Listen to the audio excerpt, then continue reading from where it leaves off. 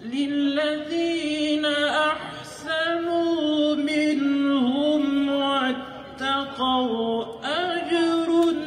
Akşam sizlerle 100 yılı aşkın bir süredir kanayan yaramız olan Filistin meselesinde sadece boykot etmek veya kınamak olan Filistin meselesinde sadece boykot etmek veya kınamak için değil, İsrail denilen korku örgütünün hegemonyasının yıkılmasından ötürü şükretmek ve Yüce Rabbimize dua etmek için toplandık.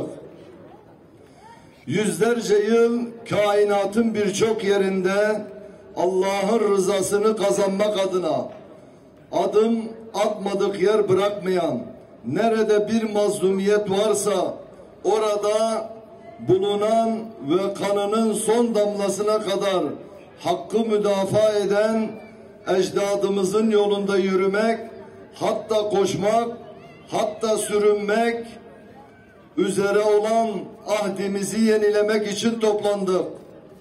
Nasıl ki dün Şeyh Ahmet Yasin tekerlekli sandalyeden tüm Siyonistlere meydan okuduysa, nasıl ki Hasan el-Benna Mısır'dan başlayan mücadelesinde Filistin'e çözüm üretmekten geri durmadıysa, nasıl ki Erbakan hocamızın tek başına çözüm üretmekten geri durmadıysa, nasıl ki şu an Filistin sokaklarındaki Sabi diyebileceğimiz çocuklar analarını, babalarını kaybetmekten, yaralanmaktan, hatta ve hatta şehit olmaktan çekinmiyorlarsa, biz de bugün Mardin'in en büyük meydanından haykırıyoruz.